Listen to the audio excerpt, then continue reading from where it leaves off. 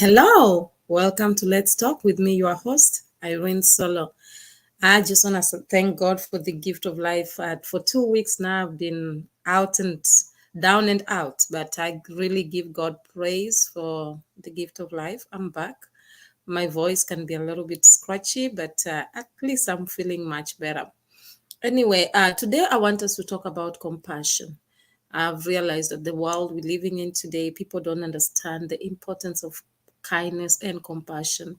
So it's very important that we value these attributes because they make us who we are and they make the world a beautiful place. So today we are having a heart-to-heart talk as we always do on Tuesdays. So it's just me. But don't forget to meet me on Thursday where we're having an invite, a visitor. One of the guests will be with us telling us about the stories of their life, how they've maneuvered through life through resilience and became what they are today when they refused to give up. So today let us talk about compassion. Matthew chapter 9, verse 36 says, when he saw the crowd, he had compassion on them because they were harassed and helpless, like sheep without a shepherd. Have you ever seen sheep without a shepherd? I grew up in the village, so we used to take animals to drink water. We used to actually be shepherds to our sheep, to the cattle. So when the sheep really don't have a shepherd, there's something that is very funny. They will be all over. They'll be very, very much confused. So this is the analogy that the scripture is giving us, that when Jesus looked at them, he looked at them, he had compassion on them because they were like sheep without a shepherd. They were really confused. So he had compassion on them. But this is something that demonstrates compassion. It demonstrates how Jesus had compassion towards the crowds, and because they were suffering at that particular time. When somebody says that you looked at people, they looked harassed and helpless, what kind of people do you think those are? It's somebody who's going through challenges, somebody who their rights have been taken away from them. So Jesus looked at the people at this time and felt compassion for them. He empathized with their struggles and responds with their care and concern. And how did he respond? Through compassion. Colossians chapter 3, verse 12 also explains something about compassion. It says, therefore, as God's chosen people, holy and dearly loved, clothe yourself with compassion, kindness, humility, gentleness, and patience. Let's read that again. Therefore, as God's chosen people, holy and dearly loved, clothe yourselves with compassion, kindness, humility, gentleness, and patience. These are some attributes that we really need to have. Kindness, compassion. Be compassionate towards people. Today we are talking about compassion, but we will talk about kindness, humility, gentleness, and patience. For all these are fruits of the Spirit. We will talk about them, but right now we're talking about compassion. Our main discussion is about compassion. I was talking to somebody just a few days back, and the person was telling me that what's the essence of being compassionate to people when they never appreciate you as a person? This got me thinking. I was like, truly, what is the essence? And then it brought me back to the story of Jesus. Yeah, he had compassion of people, yes, but they're the same people who crucified him. But did he fulfill his mandate on earth? Yes, he did. Sometimes when you look at the outside and you look at the people around you, it may hinder you from doing anything. You need to know why you are here, what you're called for, and you do it despite the situation, despite the reward that you think you should get from the people. Because when you have that kind of mind, you'll go far. In life, every action we take, every interaction we have leaves a mark, a fingerprint on the hearts and souls of those around us. You should always remember that. There's a message I once preached, and the message was asking a question that, what will you be remembered for? We are all here for a certain period of time, and then we will go. But the question is, what will you be remembered for? Just as we leave our identity behind with every touch, we have the power to leave a positive impact on others' lives. You can leave a positive impact or a negative impact. There are people, I will talk about Mother Teresa. Why do we call her Mother Teresa? She showed so much love and compassion towards people that at the end, people started calling her mother. And who is a mother? A caring and nurturing being. She never had a child of her own, but she had a motherly instinct. And she had compassion towards everybody that she met. And today she's gone, but we still remember her as Mother Teresa. So the question is, what kind of positive impact are you leaving on other people's lives? Most of the time we can always give ourselves the excuse of, no, but they did this to me, they did that to me. The question is, what are you doing? Happiness is contagious, and when we spread joy, we elevate not only our own lives, but also the lives of those we touch.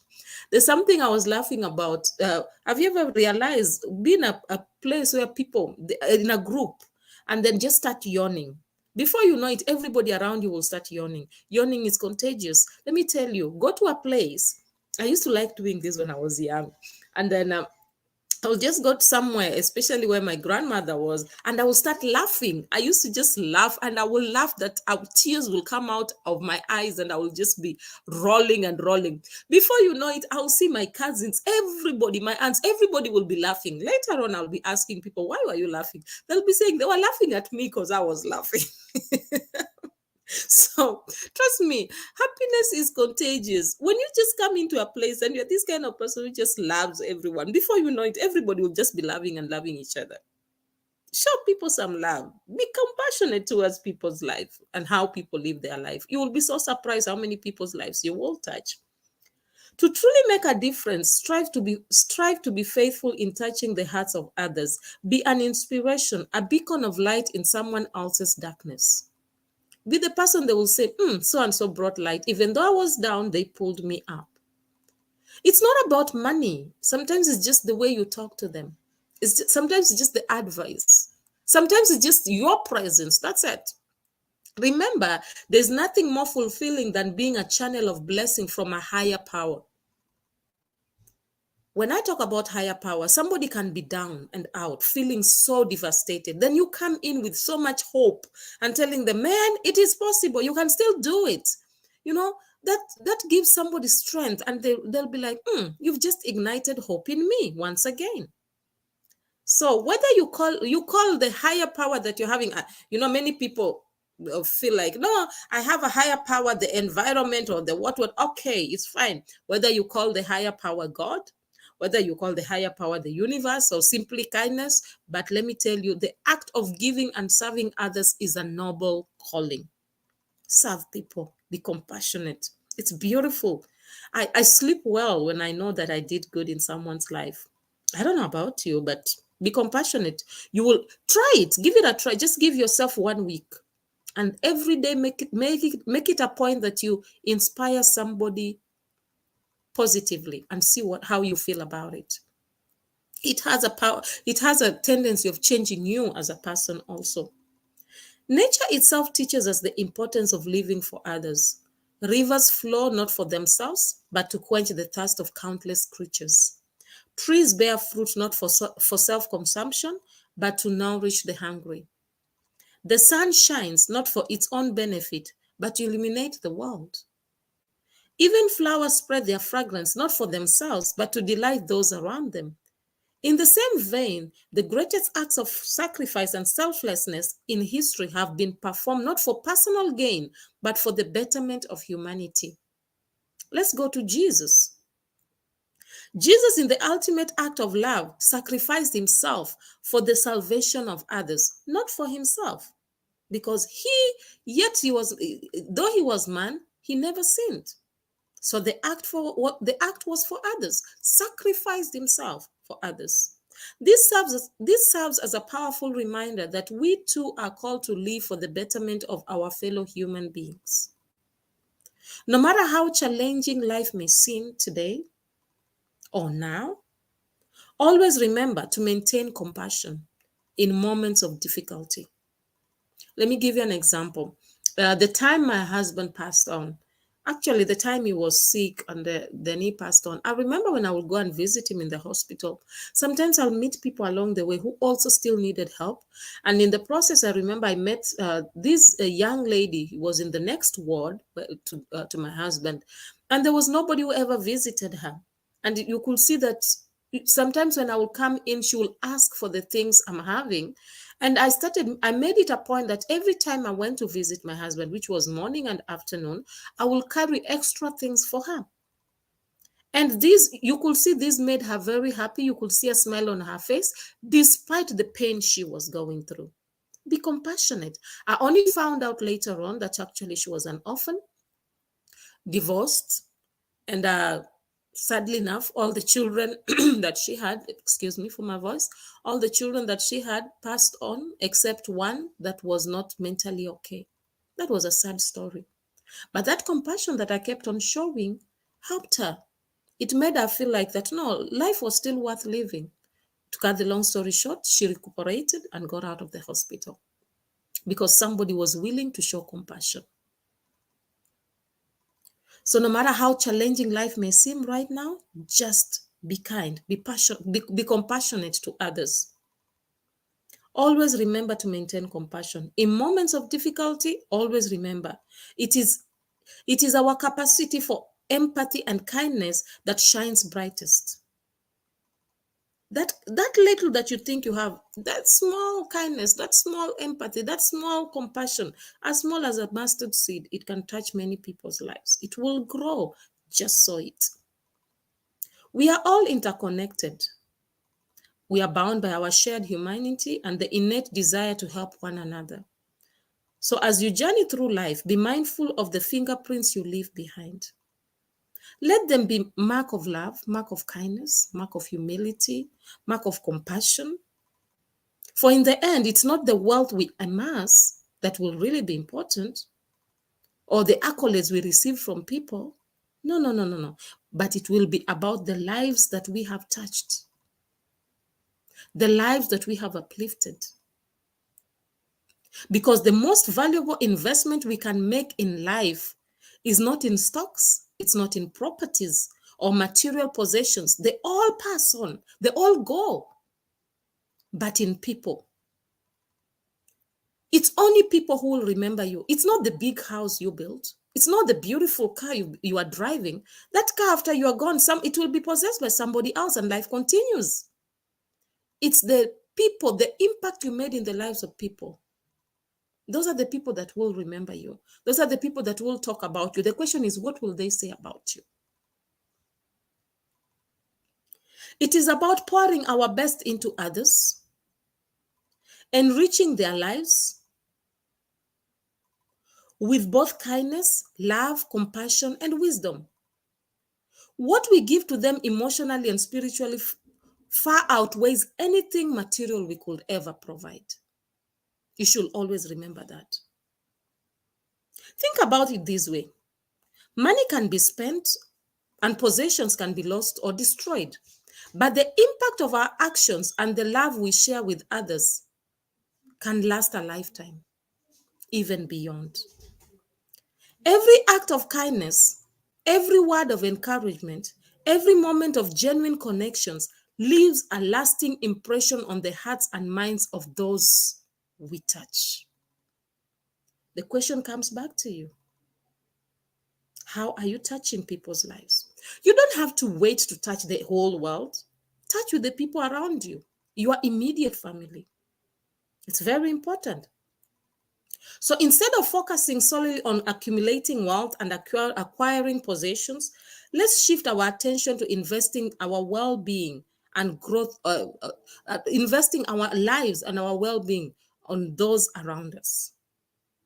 This doesn't require grand gestures or extravagant gifts. No, no, no, no, no, no. It's about the little things, the smile we offer to a stranger, the shoulder we offer to somebody to cry on, the encouragement we provide. When we invest in people, we are not just improving their lives.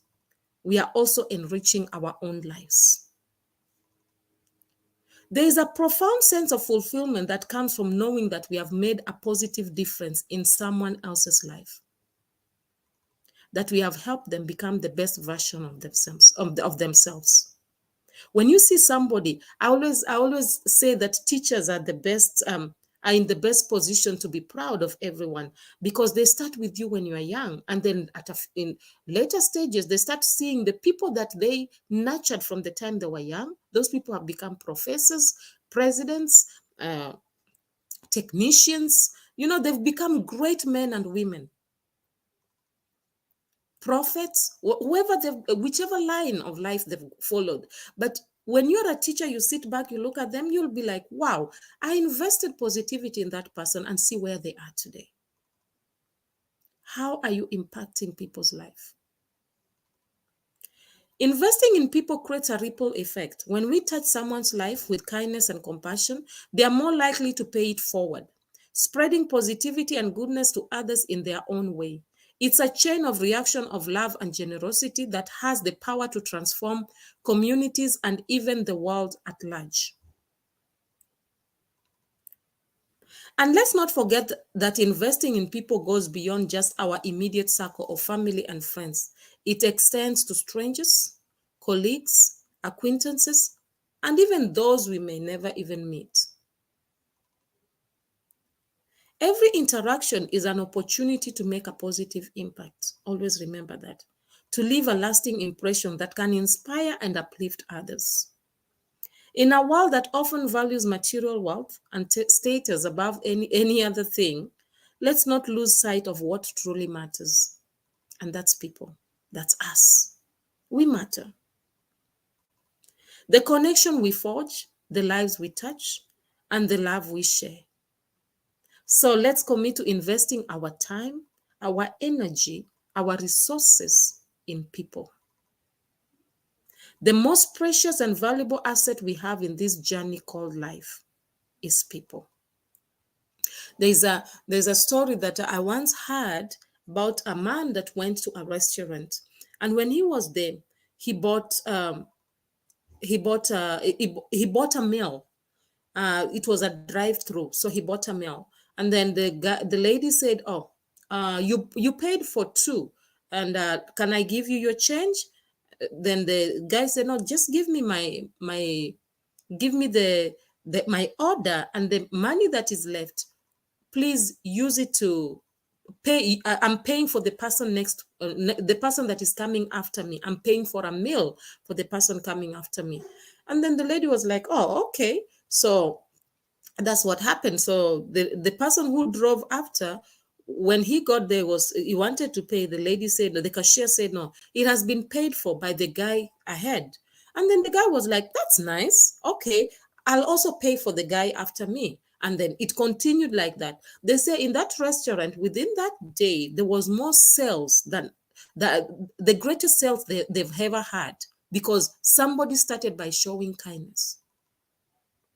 The manager eventually said, according to the story, that they all left and ended up going to the street and became a blessing to the people in the street, because somebody started by being compassionate and being kind that day. Let me tell you something. Compassion has a ripple effect. When you start by being good to somebody today, that person will pay it forward. They'll meet somebody else, they'll be good to that person. They may never meet you again, but this good seed of compassion you sowed has gone ahead. I know many a times we always say, "No, I did good to somebody. Why can't they also do good to me?" No, it's not like that. You do good and let God bless you. Do good and forget about it. Let them continue. Compassion and kindness has a ripple effect. So let us learn to be compassionate. I will end with that today. If you have any questions, always remember to write them through, because we are here. We are having a heart-to-heart talk. And sometimes you want to ask questions and you don't know how to ask them. I'm here to speak to you. Free of charge, remember? So please take a step. Send in some questions, and I appreciate you. Let us know where you're watching from. Always remember to be compassionate. Because we have to always remember we are meant to be authentic, not flawless, or rather, we are meant to be real and not perfect. So don't compete with anyone, just be you, the very best you that you can ever be. Thank you all for listening. Bye for now.